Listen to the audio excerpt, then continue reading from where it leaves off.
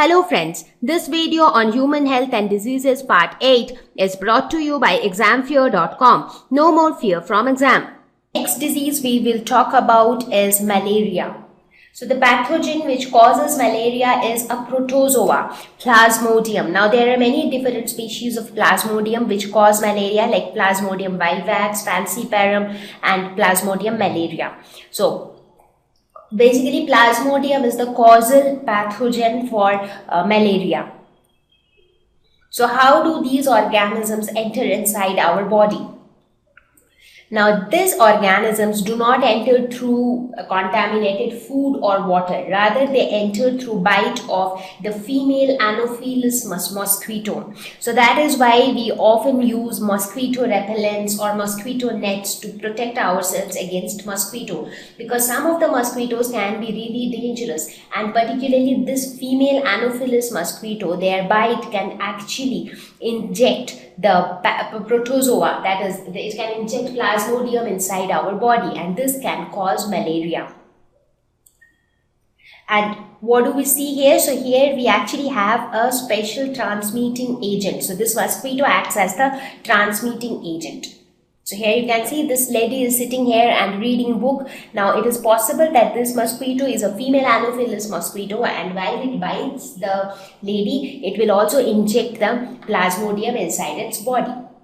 So female Anopheles mosquito acts as the transmitting agent, or it is often known as the vector. So we talked about vector, right? So if an organism helps in spreading the disease from one person to another person, that is called vector. So in this case, in case of malaria, female Anopheles mosquito is the vector.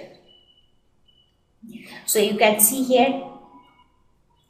See here you can see that this mosquito can actually help in transmitting the disease from an infected person to a normal person. So this is how it can transmit it, and that is why it is the vector for malaria. So what happens in this disease? Once the pathogen enters inside the body, the pathogen here is Plasmodium. So once Plasmodium enters the body, it will affect the red blood cells. So the red blood cells get ruptured. So it breaks down the red blood cells, and that is how gradually malaria spreads throughout the body. Now, before we talk about the symptoms and treatment of malaria, let us look at the life cycle of the malarial parasite. And which is the malarial parasite? It is Plasmodium. Now, this is little interesting, the life cycle of Plasmodium. So, if you see here, the life cycle of a Plasmodium, it involves two hosts. There is not a single host. So, one host is human being and the other host is mosquito. So, this malarial parasite has two hosts. And what are the two hosts? One is human and the other one is a mosquito. Now we will see how humans and mosquito act as host for Plasmodium. So this is how the life cycle of Plasmodium continues. So here if you see, let us suppose a mosquito bites an infected person. So a person who is already infected with malaria. So this Plasmodium bites an infected person. Now when it bites an infected person, what happens? It bites, so it sucks in blood, and that is how it gets its food. So the mosquito is actually getting its food in the form of blood, but at the same time it is also taking up the gametocytes along with the blood. And what are these gametocytes? These gametocytes are the gametocytes of Plasmodium. So these gametocytes will also enter inside the body of the mosquito.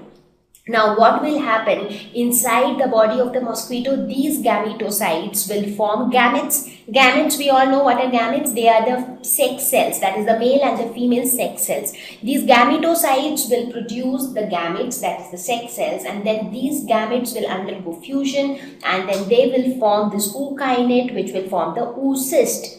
So, and this entire process of fertilization and development will take place inside the body of the mosquito. So, you can see that means the protozoa, that is the Plasmodium, is actually living inside the body of the mosquito. So, you can say that mosquito is a host, and the parasite is of course a parasite. Now, once the oocyst is formed, what happens? Spores are released from this. Now what happens to these sporozoites which are released? Now what happens is this mosquito, the same mosquito, goes back and bites another person who is maybe a normal person who is not suffering from malaria. Now when it bites that person, these spores which are being produced inside the body of the mosquito, the spores are stored in the salivary gland of the mosquito. Now, whenever the mosquito bites a normal person, what will happen? These spores will be released, and as a result, the sporozoites will enter inside the body of the human being. Right? What will happen to the sporozoite once it enters the human body? Now, as soon as it enters the human body, it directly reaches the human liver. So, first of all, it affects the liver. So, the sporozoites reach here. Now, these sporozoites will undergo asexual reproduction. So, they will multiply in number.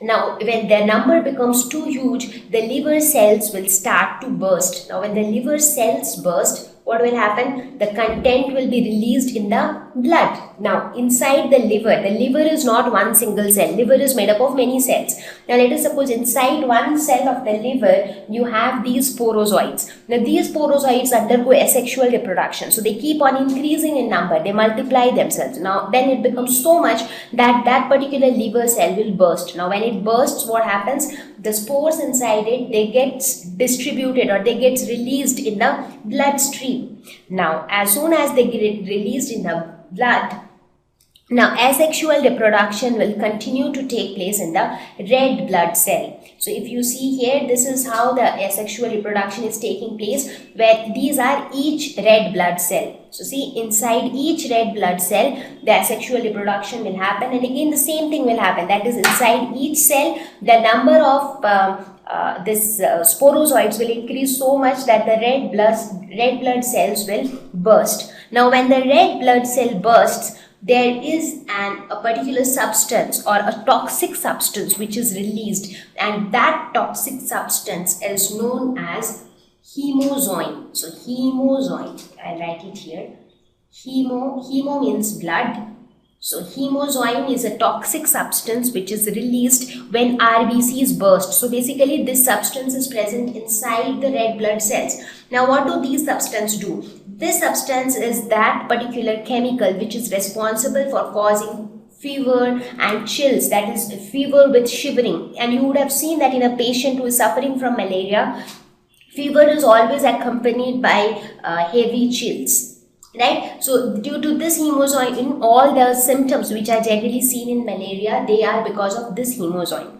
So, what do you see? So, if you see the sporozoites and the development of the sporozoites, this entire process takes place inside the body of a human being. So, that means the parasite is living inside the body of the human being. So, human being is also a host for the parasite. So, we can say that the parasite spends half of its lifetime inside the mosquito and the remaining half of the lifetime inside human being. Now, what happens to these sporozoites? They will then form gametocytes, and this formation of gametocytes take place inside the body of human beings. Now again, when a mosquito comes and bites that human being, so now this human being is infected because he already has the hemozoin inside his body. So he is a person who is infected with malaria.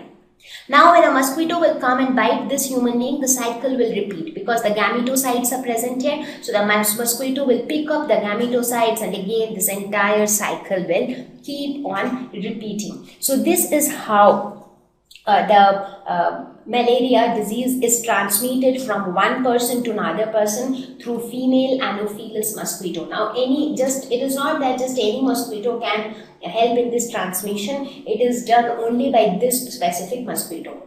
So, let us quickly review the steps once again. So, as I discussed, mosquito will bite an infected person. Now, when it bites an infected person, it will take the gametocytes. Now, once it takes the gametocytes, the development of the gametocyte takes place inside the mosquito. That means the formation of gametes from gametocytes, then fusion of the gametes, then formation of the oocyst, and then release of the spores. All these things take place inside the body of the mosquito. Then sporozoites are formed and they are stored in the salivary glands of mosquito. Now this mosquito, when it bites a normal person, then what happens? The sporozoites which were stored in the salivary glands, they are injected inside the body of that human being. Now again, the development of the sporozoite takes place inside the human body, primarily in the liver cells. Now when the liver cells burst due to repeated asexual reproduction, then the contents are released into the RBCs, and then again the RBCs also rupture. When RBCs rupture, hemozoin is released, and this hemozoin is responsible for all the symptoms which are seen in a patient with malaria.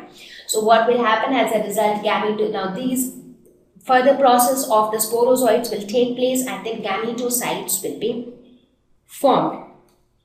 Now these gametocytes will in turn be picked up by the mosquito when it bites the infected person. So this is how the entire cycle of the Plasmodium parasite will continue. So as I said, Plasmodium parasite has two hosts, that is human beings and mosquito. So if you see what happens inside the body of human beings, formation of gametocytes take place. So in human beings, sporozoites enter, and then sporozoites later form the gametocytes. And what happens inside the body of mosquito? Formation of sporozoites take place inside the body of mosquito. So here you see inside the mosquito, gametocytes enter, and from there sporozoites are formed. So this is the entire life cycle. Now let us quickly look at the symptoms and treatment of malaria. As far as symptoms are considered, high fever, chills, headache, body ache, nausea and vomiting. And as I have mentioned before also, there's all these symptoms arise due to the release of the toxic chemical substance called hemozoin when the RBCs rupture. Now how do we treat malaria? Again, it can be, first of all, it has to be diagnosed, because see, you would have seen by now that even in case of typhoid also you have fever. So how do you get to know whether it is malaria or typhoid? So that is why we have the diagnostic tests. What happens here is the blood test and the liver function test, because in this case liver is an organ which gets impacted the most. So all these tests will tell if it is malaria, and if it is, then it is treated with anti-malarial drugs. There are a couple of drugs which are anti-malarial, so these drugs will actually help in curing the disease.